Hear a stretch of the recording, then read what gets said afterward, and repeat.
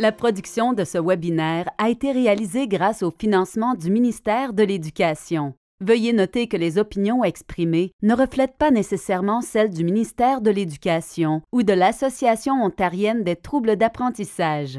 Ce webinaire est adapté d'un discours de fermeture du colloque des professionnels d'enseignement de TA à l'école en 2017.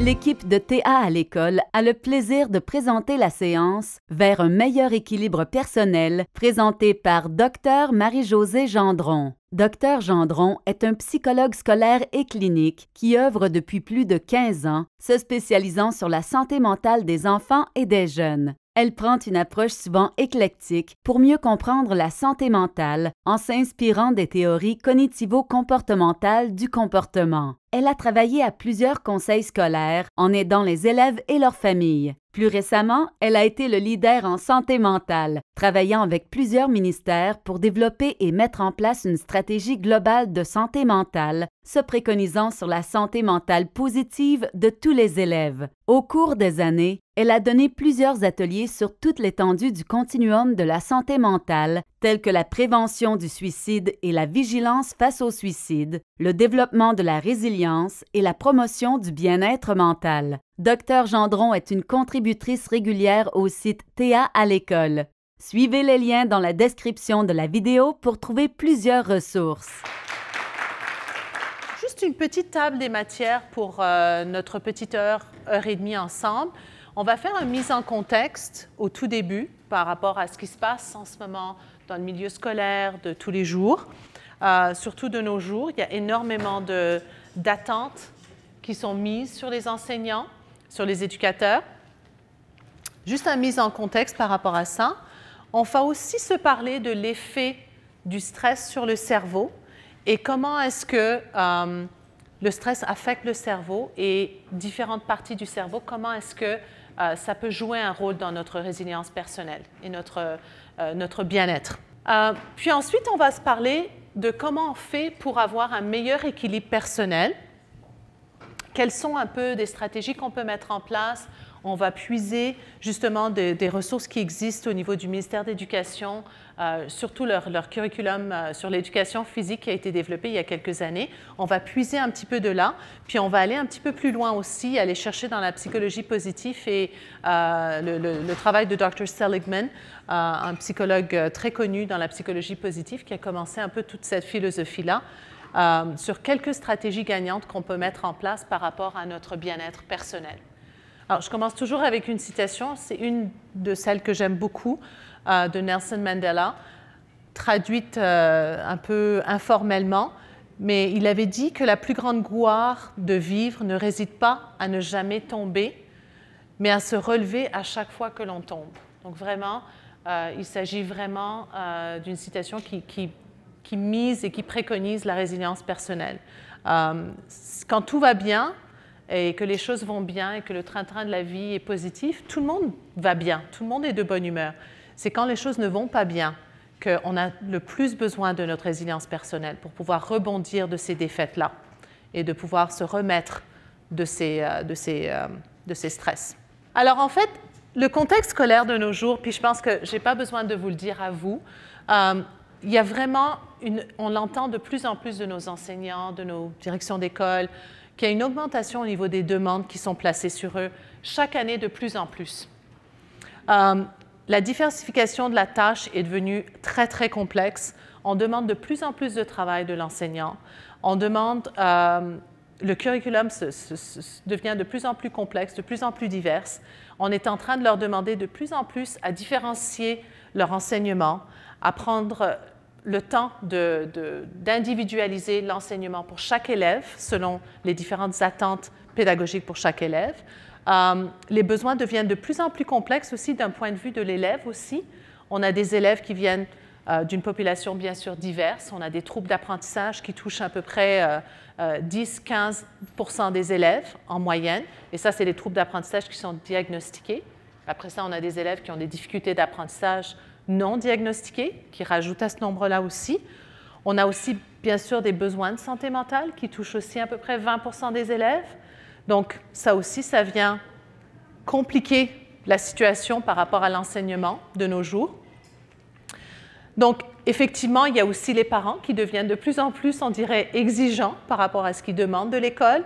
On demande non seulement à l'enseignant d'éduquer l'enfant, mais aussi de lui donner des valeurs sociales, de lui montrer comment être un citoyen empathique envers sa communauté, comment faire une contribution positive autour de lui. On demande de plus en plus de l'enseignement, on dirait, au fur et à mesure des années. Et bien sûr, il y a aussi le ministère de l'Éducation, qui est là aussi, il ne faut pas l'oublier, qui nous met aussi une certaine imputabilité par rapport à ce qu'on doit livrer au niveau du curriculum, au niveau des exigences par rapport à tout ça. Donc le contexte est assez complexe. Je pense que je n'ai pas besoin de vous le vendre là-dessus. Je pense que vous le savez bien que la situation est assez complexe. Et je pense qu'en ce moment, on a un nombre assez significatif d'enseignants qui sont en train de demander qui ont en fait des difficultés au niveau santé mentale, au niveau de la complexité de la tâche, et il y a énormément d'absences au niveau du travail. Et j'avais entendu à un moment donné que le nombre est en train d'augmenter. Et donc, d'autant plus important d'aujourd'hui de parler de notre résilience personnelle et de notre bien-être personnel. Comment est-ce qu'on fait pour ne pas s'oublier là-dedans, avec tout ce qui se passe autour de nous? Alors, on va se concentrer vraiment sur le bien-être, la santé mentale aujourd'hui. Et tout d'abord, il faudrait qu'on se mette d'accord sur ce que c'est. Alors, le bien-être, la santé mentale, en fait, c'est tout à fait comme nos muscles physiques. Alors, par rapport à nos muscles, par rapport à notre santé physique, pulmonaire, cardiaque, on ne s'attend pas, n'est-ce pas? On ne s'attend pas à ce que simplement le fait de vivre notre vie à tous les jours, le fait d'être professionnel, d'être maman ou papa, d'être enseignant, d'être actif dans notre vie, de simplement, par le fait qu'on est actif dans notre vie, de développer notre santé physique. On est tous d'accord là-dessus que ça prend un effort délibéré, ça prend un effort intentionnel pour développer notre santé physique. La plupart d'entre nous, on le sait. On ne va pas réclamer qu'on est en bonne santé physique juste par le fait qu'on se réveille à chaque matin, on fait ce qu'on a à faire dans notre journée, on travaille, on fait notre épicerie et on rentre à la maison, puis on fait marcher notre vie. Ben, c'est la même chose par rapport au bien-être et à notre santé mentale émotionnelle. En fait, malheureusement, on a tendance à l'oublier. On s'attend à ce que, juste par le fait qu'on vit notre vie de tous les jours, qu'on puisse le développer automatiquement. Mais en fait, ce n'est pas comme ça que ça marche, malheureusement. Il faut qu'on passe du temps à le développer intentionnellement et délibérément. Il faut qu'on mette du temps pour le développer et continuellement le développer au quotidien, régulièrement. Sinon, ça ne va pas se faire. Et les recherches le démontrent qu'en fait, souvent, si on laisse aller les choses, l'anxiété va prendre la relève. L'anxiété va devenir de plus en plus grave, pourrait même se développer en dépression et en saut d'humeur, etc. On a tendance à aggraver les problèmes de santé mentale si on a commencé peut-être avec juste un peu de stress ou un peu d'anxiété. Donc, c'est important de savoir qu'il faut être proactif par rapport à tout ça et qu'il faut mettre en place des stratégies de prévention, des stratégies de résilience personnelle. Alors, pourquoi est-ce qu'on devrait favoriser la résilience personnelle? Alors, tout comme ce bracelet, je ne sais pas si vous connaissez ces bracelets-là. C'est des bracelets que, quand vous les exposez à la lumière, ils puisent un peu la lumière du soleil. La lumière, ça peut être artificielle aussi. Et quand vous le mettez, en fait, dans la noirceur, en fait, c'est là que ça brille. Et en fait, c'est pour ça que la résilience personnelle, elle est importante. Pas simplement pour être en meilleur état, oui, absolument, pour être dans un meilleur équilibre, pour être plus heureux, mais surtout pour pouvoir, après ça, briller quand on en a vraiment besoin. Pour pouvoir vraiment rebondir de nos défaites, pour pouvoir se remettre quand on a eu un trauma, quand on a eu des choses qui se sont passées dans notre quotidien. Parce que ça va nous arriver, c'est sûr, on ne peut pas s'en empêcher. Quand les choses vont bien, on n'a pas besoin de résilience personnelle. C'est quand les choses vont mal qu'on en a besoin. Malheureusement, on ne peut pas les mettre en place une fois que ça a commencé à aller mal. Il faut les mettre en place avant tout ça. Donc, c'est là que l'analogie du bracelet qui brille, seulement parce qu'elle a été exposée à la lumière avant. Sinon, elle ne brillera pas quand il fait noir.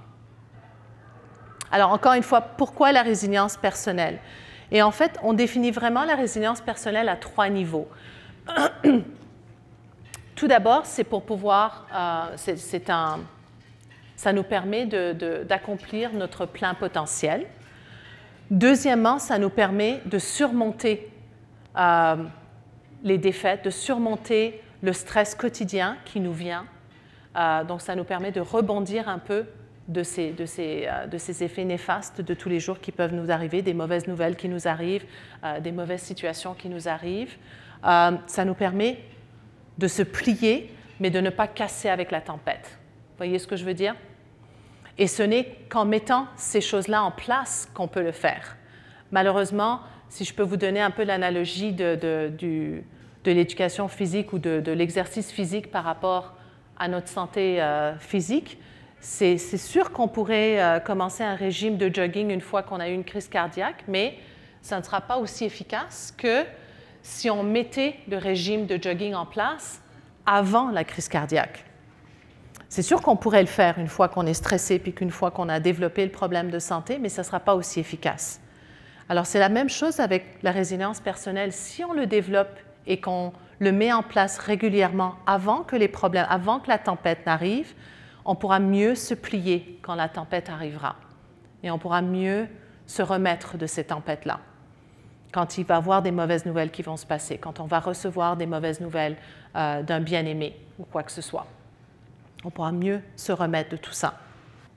Alors, en fait, on va se parler de la résilience personnelle par rapport aux 5 domaines du bien-être.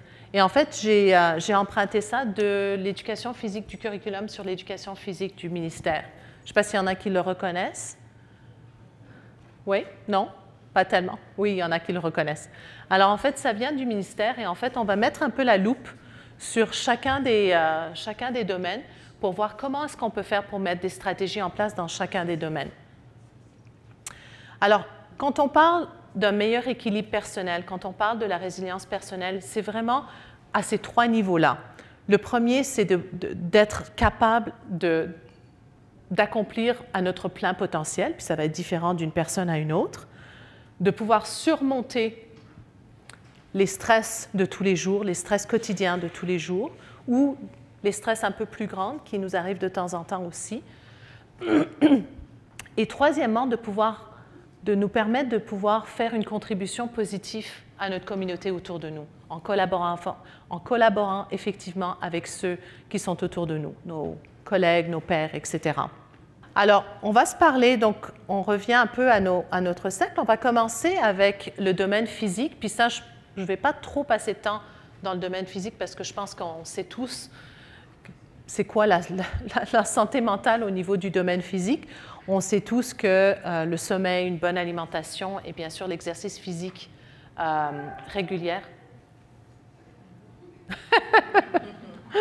On sait tous que ces 3 éléments-là, effectivement, contribuent à une bonne santé mentale, à une bonne résilience personnelle. Donc, je ne vais pas passer trop de temps là-dessus. Je vais vous dire, par contre, que ces 3 facteurs-là prédisent le mieux, par rapport aux recherches qui ont été faites, la longévité de vie. Je ne vous parle pas du bonheur, mais la longévité, l'espérance de vie. Ce sont ces 3 facteurs-là, dans l'ordre dans lequel ils sont, un bon sommeil, une bonne alimentation et l'activité physique qui déterminent la longévité de vie. Et comme vous le savez, le sommeil étant le plus important, manque de sommeil peut en fait nous causer des problèmes psychiatriques. Peut commencer à on pourrait avoir des symptômes psychiatriques qui commencent à apparaître si on manque de sommeil. On commence à avoir des difficultés au niveau de notre humeur, on commence à avoir des difficultés au niveau de notre alimentation. Il y en a qui mangent plus, il y en a qui mangent moins. On commence à avoir des problèmes au niveau attentionnel, on a du mal à se concentrer sur des tâches. On commence des fois à avoir de la dépression, on commence à avoir plus d'anxiété, plus de réactivité au niveau de notre système immunitaire, notre réactivité au niveau de notre système nerveux. Donc, en fait, on commence à avoir des symptômes psychiatriques quand on manque de sommeil. Ça vous dit à quel point c'est important d'avoir un bon sommeil, une bonne alimentation et l'activité physique. L'activité physique, la raison pourquoi c'est important, c'est sûr, pour avoir un bon système pulmonaire, cardiaque, etc., mais aussi par rapport à la santé mentale, en fait, ça bloque le cortisol. Ça a tendance à évacuer le cortisol de notre corps. Le cortisol, c'est l'hormone de stress. Et en fait, je vous avoue, je l'ai mentionné tantôt quand on faisait notre atelier, une des choses qui m'énerve le plus quand je regarde un film américain ou peu importe, je vois souvent des caractères qui sont stressés, qui ont eu une mauvaise nouvelle qui leur est arrivée ou une défaite qui est arrivée en cours pour un avocat ou quoi que ce soit. Et souvent, en tout cas pour les femmes et pour les hommes aussi, vous voyez les caractères aller vers l'alcool pour dealer avec le stress ou gérer le stress. Et en fait, honnêtement, ce qui marcherait le mieux, ça serait d'aller pour un bon jogging. Parce qu'au moment où vous allez faire un bon jogging, ça va évacuer tous les hormones de stress et vous allez revenir en fait en meilleur état. Et en fait, il y a des programmes qui existent dans les hôpitaux, croyez-le ou non, un très très bon programme qui s'appelle Cameron Helps, qui est en fait un programme dans les départements psychiatriques pour les jeunes qui sont dépressifs. En tout cas, ils ont plusieurs, c'est fait pour tout le département psychiatrique. Tous les jeunes font des programmes de jogging. Ils vont estimer comment est leur humeur avant l'exercice physique. Ensuite, ils vont aller faire leur parcours, etc. Et ensuite, ils vont aussi refaire le même test, le post-test, pour voir comment est leur humeur après. Et les recherches démontrent qu'en fait, effectivement, c'est à 80% super efficace. Leur humeur s'améliore après. Ce n'est pas toujours au niveau attendu, on parle quand même d'un département psychiatrique à l'hôpital, mais ça s'est amélioré par rapport à leur status quo juste avant. Donc, ça vous dit à quel point l'exercice physique peut, même artificiellement, en fait, évacuer les hormones de stress et peut générer des endorphines, en fait, dans notre corps, qui est l'hormone du bonheur, de tout ce qui est agréable. Assez dit sur le domaine physique. Alors, on va se parler juste un tout petit peu de l'effet du stress sur le cerveau. Puis, je vous simplifie un petit peu ici notre cerveau en 3 parties du cerveau. C'est sûr que c'est un modèle simplifié du cerveau. Tout d'abord, on a le cerveau reptilien. Vous le connaissez tous, c'est le cerveau le plus primitif qu'on a. Et en fait, c'est le cerveau qui est l'équivalent d'un serpent, d'où le nom reptilien. C'est vraiment celui qui est constamment en train de scanner, si on veut, l'environnement pour des menaces. Et quand il est activé, en fait, c'est ce qu'on appelle la réponse du stress, c'est qu'on veut soit se lutter contre la personne ou la menace devant nous, soit on devient figé sur place parce que la menace, elle est trop grande, on est devant un ours ou un lion ou quoi que ce soit, ou alors, si on ne fait ni l'attaque ni l'immobilisation, on va essayer de s'enfuir. Donc, ça, ce sont les réponses du stress du cerveau reptilien. Le cerveau limbique, qui est juste par-dessus le cerveau reptilien, en fait, c'est un peu le cerveau émotionnel. C'est le cerveau, en fait, qui est toujours allumé. Même quand on dort, en fait, le cerveau limbique est toujours réveillé. Et en fait, il sert un petit peu comme d'alarme pour le reste du corps. Et il est constamment en train de scanner l'environnement pour des menaces. Et lorsque le temps arrive où il sent une menace, il réveille le cerveau reptilien et il l'allume. Et c'est pour ça que même quand on dort, si on entend un bruit, en fait, on va se réveiller. Des fois, on ne sait même pas ce qui nous a réveillés. Mais tout de suite, notre cœur commence à battre très fort parce que le message au corps, c'est que quelque chose t'a réveillé, ça doit être une menace. Donc, mets-toi en position d'attaque ou de lutte ou pour t'enfuir. En tout cas, mets-toi en situation de stress. Le néocortex, par-dessus tout ça, c'est le système du cerveau, en fait, qui est responsable du jugement, de tout ce qui est pensée critique. Et en fait, malheureusement, quand le cerveau reptilien est réveillé par le cerveau limbique, il éteint le néocortex. Il l'éteint complètement.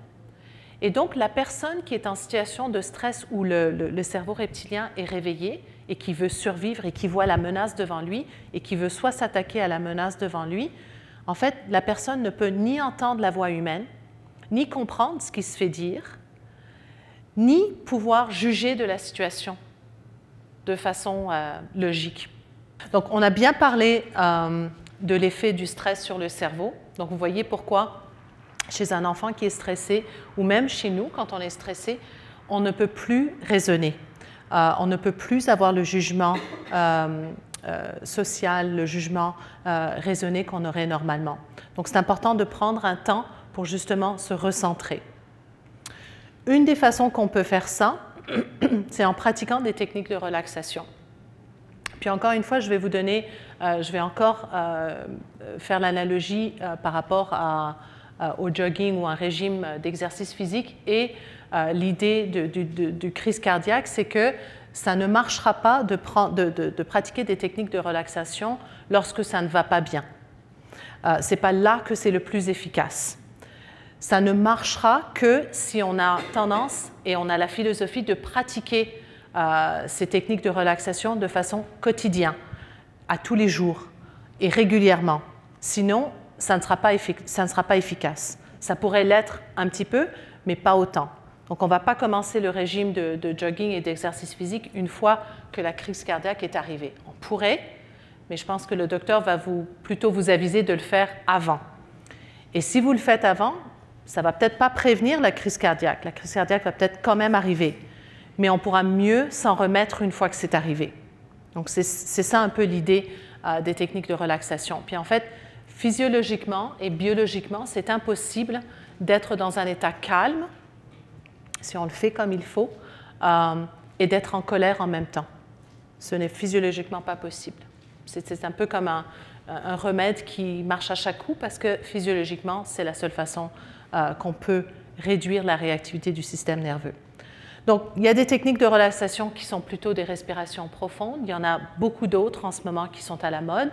La pleine conscience en est une dont beaucoup de gens sont en train de parler, de prendre un moment, de se centrer sur notre respiration ou sur ce qui se passe autour de nous pour justement se recentrer.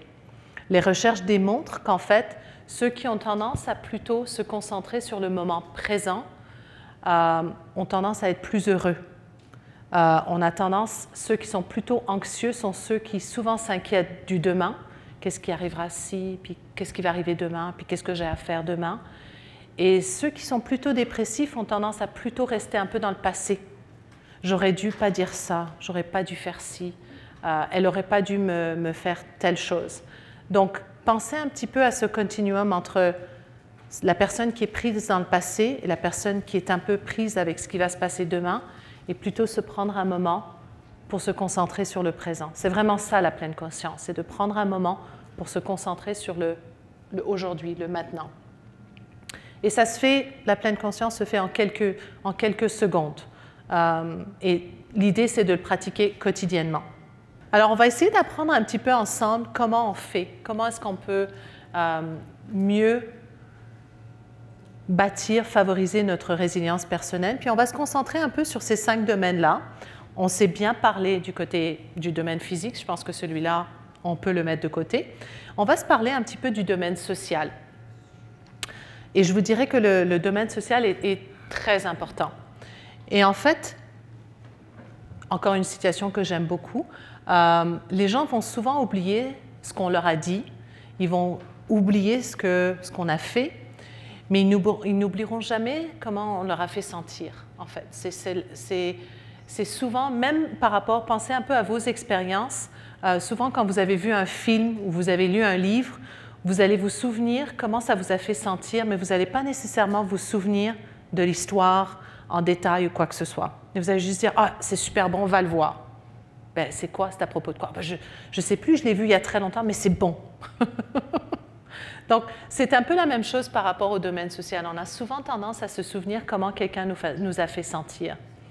Donc, essayons de penser là-dessus. Encore une fois, pensons à nos forces personnelles et comment est-ce qu'on peut faire pour avoir des interactions plus positives l'un envers l'autre. Comment est-ce qu'on peut faire? On ne peut contrôler que notre comportement à nous, on ne peut pas contrôler ceux autour de nous, mais comment est-ce qu'on peut faire pour changer certaines relations qui sont peut-être négatives ou neutres? Comment est-ce qu'on peut les changer vers le positif? Pensez-y. On va un petit peu réfléchir ensemble. Je vais juste vous parler un petit peu, pendant qu'on y réfléchit, je vais juste vous parler du fait que le domaine social, c'est un domaine très important par rapport à la santé mentale, parce qu'en fait, on est, d'un point de vue évolutionnaire, on est vraiment bâti pour être des êtres sociaux. On a toujours été dans des communautés où on a vécu ensemble. D'un point de vue évolutionnaire, on a toujours vécu ensemble. Et en fait, la raison pourquoi il y a un disque, un tourne-disque, c'est parce que les premières relations qu'on a en tant que jeune enfant, avec d'abord, j'imagine, les parents, les premiers adultes dans notre vie, plus tard d'autres adultes qui se sont rajoutés à ça, ça détermine un peu la façon dont on va chanter, la chanson qu'on va jouer au fur et à mesure de notre vie avec d'autres êtres vivants autour de nous. Voyez un peu ce que je veux dire? Ça va nous apprendre comment on fait pour danser avec les autres. Et les premières relations en tant que jeune enfant déterminent un peu comment on va faire. Quelles sont les chansons qu'on va jouer, j'ai le mot en anglais dans la tête, à répétition dans notre vie. Alors, il y en a parmi nous qui vont se dire « Ah ben heureusement, moi j'ai eu une super belle enfance, c'est super, c'est pour ça que je jouis de belles relations autour de moi. » Et il y en a d'autres qui vont se dire « Eh ben moi je suis vraiment mal tombée, j'ai eu pas des super bonnes relations au tout début de ma vie. » Et en fait, c'est avec ces premières relations-là qu'on apprend, si on peut se fier à ceux qui sont autour de nous. Et comment on fait pour danser avec les autres, ou si on apprend plutôt à danser tout seul, parce qu'on a appris que le monde n'est pas une place fiable pour nous. La bonne nouvelle, c'est que ceux d'entre nous qui n'ont pas nécessairement eu des bonnes relations avec des adultes autour de nous, c'est qu'on peut changer la chanson. Ça prend plus de travail, parce qu'on a tendance notre cerveau, il est bâti avec des habitudes. On a tendance à prendre certaines autoroutes neuronales dans notre tête. On a tendance à rejouer les mêmes chansons avec les gens. Mais avec un peu d'effort, on peut certainement changer la chanson qu'on va jouer et la façon dont on va danser avec les autres. Mais ça va prendre un peu de travail. Ça va prendre d'autres routes qu'on va prendre. Au début, ils vont être plus longs. Au début, ils vont avoir plein de cailloux dedans. Mais si on continue de prendre ces autoroutes-là, ils vont devenir des autoroutes aussi. Donc, c'est un peu ça, les relations sociales et comment ça marche au niveau évolutionnaire pour nous. Puis je vous dirais même que les recherches démontrent que lorsqu'on est isolé socialement des autres, lorsque quelqu'un nous exclut d'un groupe social, en fait, c'est enregistré dans les mêmes centres du cerveau que la douleur. Donc, quand on est exclu ou quand quelqu'un nous rejette socialement, ça nous fait littéralement mal. C'est enregistré dans les mêmes centres du cerveau que la douleur physique. Donc, ça vous dit à quel point les relations sociales sont importantes. Et en fait, je vous ai dit que le domaine physique était le meilleur prédicteur de la longévité de vie. Et bien, le domaine social, c'est le meilleur prédicteur du bonheur, en fait. Ceux qui ont des relations plus positives dans leur vie sont ceux qui sont les plus heureux. Je sais que c'est, encore une fois, ça va de soi, mais disons que c'est celui-là qui est le meilleur prédicteur. Donc, encore une fois, essayons de penser à nos forces personnelles et comment on peut puiser là-dedans. Je veux qu'on pense un petit peu, juste avant de mettre celui-là, je veux qu'on pense un petit peu à nos forces personnelles, puis comment est-ce qu'on peut maximiser nos forces personnelles pour aller chercher des relations plus positives autour de nous. En sachant qu'on ne peut contrôler que notre comportement à nous, comment est-ce qu'on peut faire en sorte qu'on a des interactions plus positives avec ceux autour de nous? Certaines stratégies qu'on pourrait mettre en place, le premier, en fait, la règle de 5 à 10 pieds, ça pourrait être un défi qu'on se donne.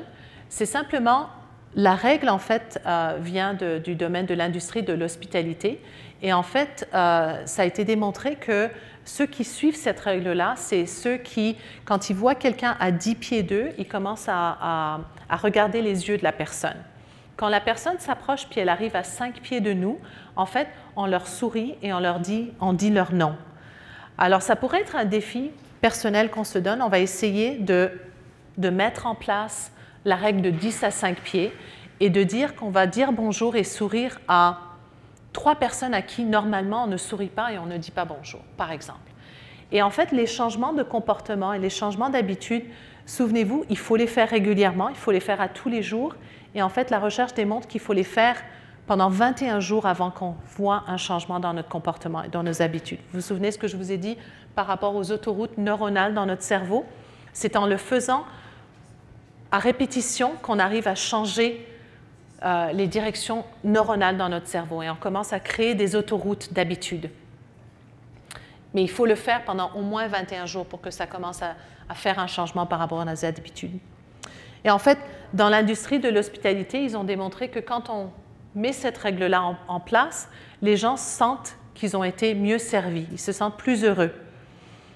Et dans beaucoup de recherches, ils démontrent au niveau des élèves, quand il s'agit des sondages faits au niveau scolaire, dans le contexte scolaire, que les élèves, en fait, ce qu'ils veulent, à 70% du temps, c'est simplement d'être salués et qu'on dise leur nom. De simplement mentionner leur nom, ça leur fait sentir validés en tant que personne. Donc, essayez de sourire et dire bonjour à des personnes que vous n'avez pas l'habitude de sourire et de dire bonjour à ces personnes-là. Essayez de voir un peu comment ça peut changer un peu votre humeur à vous. Faites-le pas pour les autres, faites-le pour vous. En fait, j'ai une très bonne amie qui, elle est très positive. Et j'étais avec elle un jour où elle est très souriante et très heureuse toujours. Et la dame qui nous servait était très de mauvaise humeur. Alors, sans mentionner où on était en France, quelque part en France. Donc, sans vouloir en dire trop. Et je me sentais vraiment mal dans ma peau parce que la personne, malgré le fait qu'on essayait de sourire et d'être gentil, elle l'était vraiment pas. Quand on est parti, ma copine, elle se retourne et dit elle avait le sourire à l'envers, mais elle avait un sourire pareil. Donc, c'était une autre façon de voir les choses, c'était qu'elle avait quand même un sourire, mais elle l'avait à l'envers. Donc, ce qui est important, c'est que vous le fassiez pour vous et non pas nécessairement pour l'effet que ça va avoir sur l'autre personne.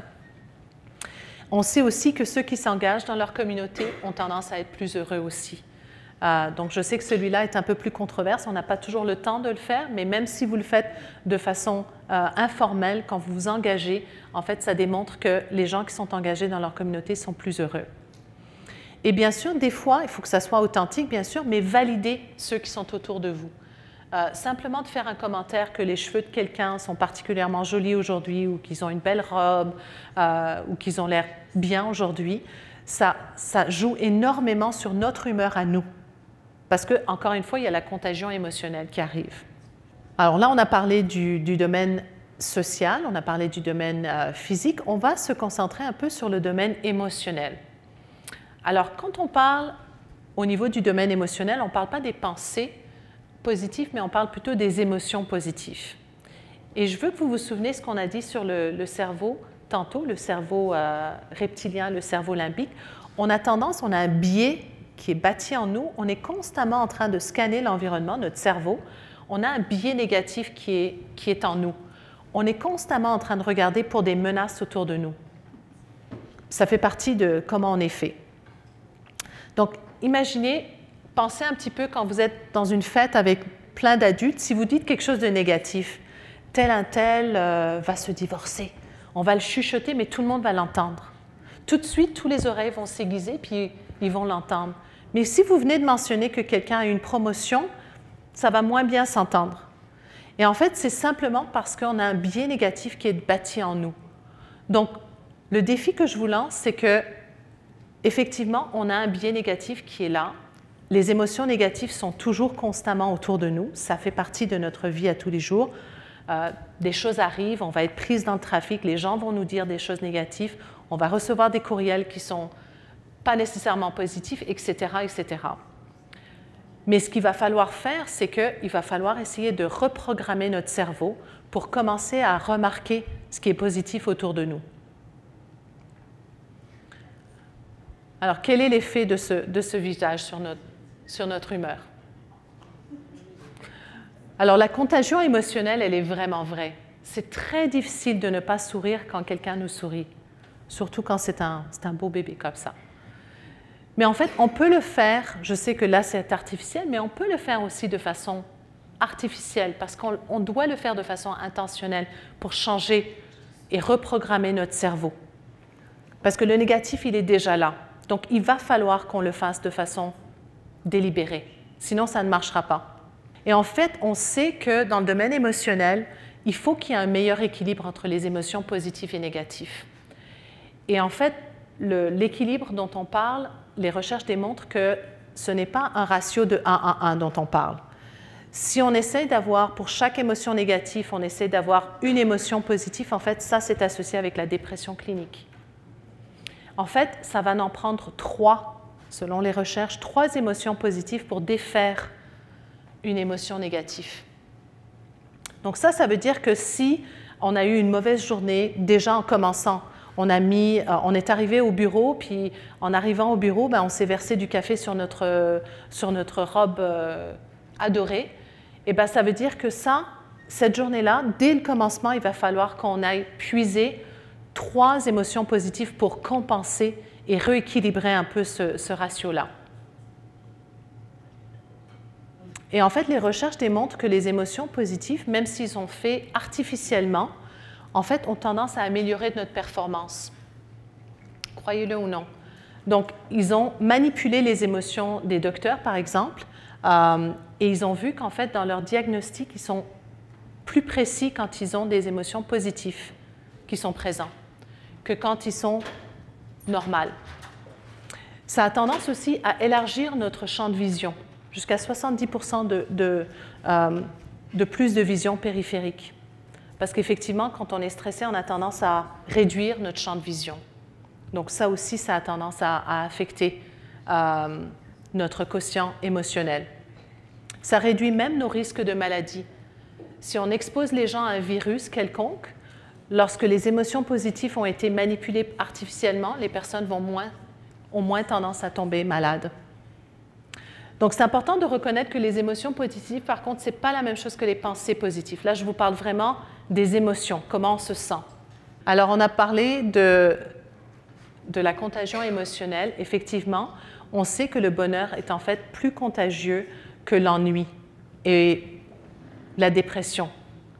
Quand quelqu'un est joyeux et que le bonheur paraît sur leur visage, que ce soit au niveau non verbal que verbal, ça a tendance à être contagieux. On a tendance à aussi se mettre dans cette même optique-là. Il n'y a pas de problème. Je vais passer au prochain, peut-être ça aidera. Alors, les neurones miroirs, comme la dame, elle expliquait, en fait, les neurones miroirs, ça permet, c'est en fait des neurones qui sont juste ici au niveau préfrontal de notre cerveau, et ça nous permet, en fait, de lire toutes les émotions qui sont sur le visage de quelqu'un, au niveau non-verbal, tout le comportement qu'ils ont. On dit souvent que la communication, elle est à 70% non-verbale, et bien effectivement, c'est vrai. Et en fait, c'est ce qui permet à l'enfant d'ouvrir la bouche lorsque la mère ouvre la bouche. On voit souvent les gens qui sont particulièrement élevés au niveau intelligence émotionnelle et sociale, des gens qui vont émuler les gens qui sont devant eux. Donc, vous allez voir souvent quelqu'un qui va se pencher vers la gauche, la personne en face d'eux va se pencher vers la droite. Donc, ce n'est pas l'imitation, mais c'est l'émulation des émotions devant nous. Et en fait, ça nous permet de vraiment lire un peu les émotions sur les gens. Tantôt, je racontais une histoire de ce qui s'était passé avec mon chien, puis je vais vous la raconter parce que ça m'avait vraiment bouleversée. J'ai un petit chien qui déteste se faire coiffer, se faire raser. Donc, elle va chez le coiffeur une fois par mois, puis elle se fait raser. Puis, à un moment donné, le coiffeur avait oublié de raser certaines parties, alors on était revenu au coiffeur. Elle sait très bien, dès qu'on approche la porte, que ça s'en vient. Elle commence à trembler, elle n'aime pas ça du tout. Je l'ai pris dans les bras pour l'emmener. Elle continue à trembler comme une petite feuille en hiver. Et en rentrant dans la salle, je parle avec la dame, je lui explique un peu ce que j'aimerais qu'on fasse. Et la dame commence à parler à mon chien avec un ton de voix très, très calme. Elle dit son nom, elle essaye de la rassurer. Effectivement, mon chien ne comprend pas ce que dit la personne. Mais le ton de la voix, à chaque fois qu'elle parlait avec ce ton de voix, croyez-le ou non, le chien arrêtait de trembler. Et dès qu'elle arrêtait de lui parler sur ce ton de voix-là, puis qu'elle me parlait à moi normalement, puis qu'elle disait « Ah oui, je comprends ce que tu veux dire, je vais raser en dessous de sa barbe, tout ça, elle recommençait à trembler. Il y avait une corrélation de plus 1, de 100%. Alors vous imaginez, si le ton de la voix a un effet comme ça sur un chien qui ne comprend pas le langage, vous pouvez imaginer ce que ça a à voir sur nous en tant qu'êtres humains. Donc, encore une fois, l'importance des neurones miroirs et de comment est-ce qu'on pourra faire dans notre vie personnelle pour utiliser ces faits-là, cette recherche-là pour maximiser notre bien-être personnel. Donc, on a parlé du ratio de 3 à 1, essayer de défaire chaque émotion négative avec au moins 3 émotions positives. Un des exercices qui a été encore une fois reconnu par la recherche en étant très, très efficace pour justement rééquilibrer un peu les émotions positives, c'est l'exercice de la gratitude. Prendre un moment pour reconnaître au moins 3 bonnes choses qui se sont passées dans notre journée. Puis encore une fois, l'importance de le faire à tous les jours, l'importance de le faire au moins pendant 21 jours pour faire un changement au niveau de nos habitudes de tous les jours. L'exercice de la gratitude. De compter au moins 3 bonnes choses qui se sont passées dans la journée, de faire le point là-dessus pour reprogrammer notre cerveau pour remarquer ce qui est positif autour de nous. Même si un collègue vient vous dire un peu comment sa journée a été horrible, laisse-moi te raconter à quel point j'ai eu une journée horrible. Peut-être même l'arrêter et lui dire « Avant que tu me dises comment ça s'est mal passé ta journée, peux-tu me dire au moins 2 à 3 bonnes choses qui se sont passées avant que tu commences avec le négatif ?» Ça va changer complètement la conversation et le déroulement de cette conversation par après. Alors, on a parlé de l'émotionnel. On va se concentrer juste un tout petit peu sur le cognitif avant de faire un petit exercice ensemble. Alors, le domaine de la pensée positive, je pense que celui-là est assez bien reconnu. Il y a énormément de ressources sur celui-là, donc je pense qu'il est assez bien reconnu que nos attentes, nos pensées ont tendance à influencer notre comportement. Ça, on le sait. Une des citations que j'aime beaucoup de Henry Ford, « Si tu penses que tu peux, tu pourras. Si tu penses que tu ne peux pas, tu as raison aussi. » Donc, effectivement. Pensez un peu à un athlète avant sa compétition athlétique. S'il se dit qu'il va rater son coup, que c'est sûr qu'il va se casser la gueule, qu'il n'y a pas moyen qu'il va réussir aujourd'hui, est-ce que vous pensez qu'il va réussir Est-ce que vous pensez qu'il va réussir son épreuve? Sûrement pas.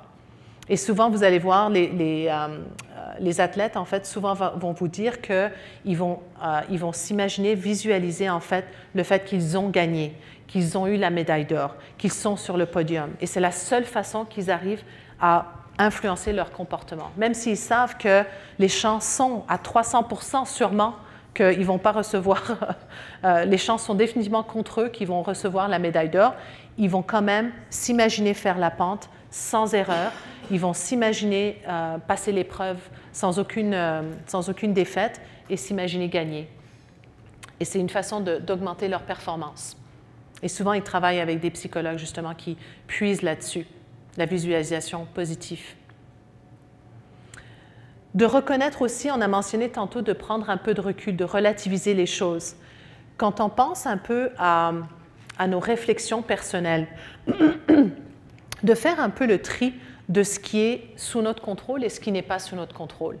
Donc, dans n'importe quelle situation, les recherches démontrent que 50% du temps, on n'a aucun contrôle sur la situation. Que ce soit quand on a reçu un diagnostic d'un docteur ou qu'un ami a décidé de ne plus nous parler ou que notre patron a décidé de nous envoyer un courriel avec plein de réprimandes ou quoi que ce soit, on a très peu de contrôle sur la situation. Dans 35% du temps, on a un peu de contrôle sur la situation. Dans 15% du temps, on a un contrôle total. Donc, lorsqu'on arrive à faire un peu le tri de tout ça, ça nous aide à mieux relativiser ce qu'on peut contrôler et ce qu'on ne peut pas contrôler. D'autres choses qu'on peut faire, c'est de se questionner par rapport à nos pensées, à nos réflexions personnelles, se poser des questions. Et ça, c'est vraiment avec la pratique que ça devient, encore une fois, ça devient des bonnes habitudes où on va vraiment créer des autoroutes neuronales. Quelles sont les preuves qui soutiennent ma pensée en ce moment? Ma pensée négative. Est-ce que j'exagère dans cette situation-là? Est-ce que je suis sûre que cela va arriver? Si je pense que quelque chose un phénomène négatif va arriver. À quel point est-ce que l'opinion des autres sont importants pour moi? Est-ce que c'est important pour moi de quoi j'ai l'air? Est-ce que je peux vraiment m'attendre réalistiquement à être parfait à tout ce que je fais? Ou est-ce que je devrais plutôt mettre la priorité sur certaines choses? Je pense souvent à moi personnellement. Le jardinage, c'est une des choses qui est à la toute fin de ma liste. J'essaye de faire les autres choses, mais celui-là, j'engage quelqu'un pour le faire, parce que je ne peux pas. Je ne peux pas tout faire. L'autre chose très importante, la question que souvent je me pose quand quelque chose me tracasse, je me dis, est-ce que ça va être important pour moi dans une semaine? Est-ce que ça va être important pour moi dans 1 an ou dans 3 ans? Et si la réponse à ces questions, c'est non, ben peut-être que je devrais moins me tracasser avec cette situation. On a parlé au niveau cognitif. Le dernier domaine, le domaine identitaire. Alors, juste avant de passer à l'activité personnelle, je vais juste vous parler un petit peu de ma belle-mère que j'adore, qui souvent, quand elle va voir quelqu'un qui va passer en motocyclette, qui va faire énormément de bruit avec son moteur, elle dit simplement la phrase suivante, elle dit « j'existe ». Et ce qu'elle essaye de dire, c'est qu'en fait, souvent, le fait qu'on est dans le monde dans lequel on essaie simplement de se différencier par rapport aux autres autour de nous. On veut simplement dire « Hey, je suis là moi aussi. Regarde-moi, écoute-moi. Je suis importante aussi. » Donc, de développer un peu son sens identitaire, de voir un peu en quoi est-ce qu'on est unique, en quoi est-ce qu'on est différent. Et comment est-ce qu'on peut s'assurer que notre voix aussi est entendue. Et c'est souvent en développant un peu notre sens identitaire et unique, super important. Et souvent, nos faiblesses sont souvent ce qui nous identifie comme étant uniques. Et ça devient souvent nos forces plus tard dans la vie. Il y a plein d'exemples au niveau si on veut, dans notre littérature, des situations où les faiblesses des personnes sont devenues les forces pour ces personnes-là. Il y a plein d'exemples au niveau biblique, au niveau médiatique, etc., qui prouvent justement ce point-là. Donc, se concentrer même sur nos faiblesses et comment est-ce que ces faiblesses-là peuvent devenir nos forces et fassent partie de notre identité. Ne pas nier des parties de nous. Alors, on va juste faire une petite activité individuelle, puis je sais que vous avez des feuilles sur vos tables et on va se pratiquer à faire cette petite tâche-là. Je vais juste vous demander de répondre à ces questions-là. La première question, je veux que vous pensiez à un moment où l'un de vos amis se sentait vraiment mal par rapport à quelque chose, par rapport à une situation particulière. Peut-être que l'ami passait par un divorce, ou peut-être que l'ami venait d'apprendre une mauvaise nouvelle, ou peut-être qu'elle avait perdu quelqu'un de bien aimé. Comment est-ce que vous avez répondu à cet ami-là? Écrivez ce que vous avez fait, ce que vous avez dit à l'ami. Quel était le ton de la voix que vous avez utilisé pour lui parler? Maintenant, je veux que vous pensiez à un moment où vous êtes senti mal par rapport à une situation. Comment est-ce que vous vous êtes parlé dans ce contexte-là? Quelles sont les choses que vous vous êtes dit? Quelles sont les choses que vous avez fait?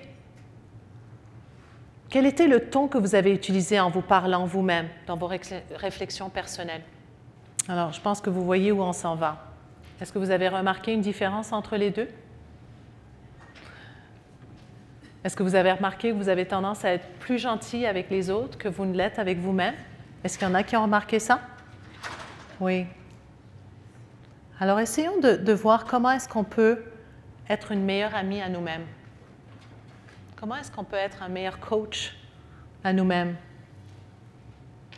Il y a un concept qui s'appelle la compassion pour soi, self-compassion. Et en fait, il y a énormément de recherches qui est en train de se faire par rapport au fait qu'on a tendance à s'oublier nous-mêmes. On est gentil avec beaucoup des gens autour de nous, nos bien-aimés, mais on oublie d'être aussi notre propre ami.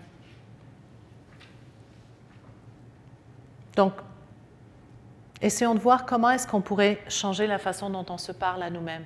Comment est-ce qu'on pourrait être un meilleur ami par rapport à nous-mêmes. Et voilà, je vous laisse avec ça. Alors, je vous laisse avec une boîte à outils, certains sites web qui sont très très bons, l'ABC de la santé mentale sur le site web du Hingsdale Crest, la Fondation de psychologie du Canada, excellent site web avec plein de bonnes ressources, et un TED Talk qui est absolument extraordinaire sur la psychologie positive et la résilience personnelle. C'est Dr. Shawn Achor. Vous pouvez le retrouver sur TED Talk si vous mettez juste Dr. Shawn Achor sur YouTube. C'est un très, très bon TED Talk. Merci beaucoup.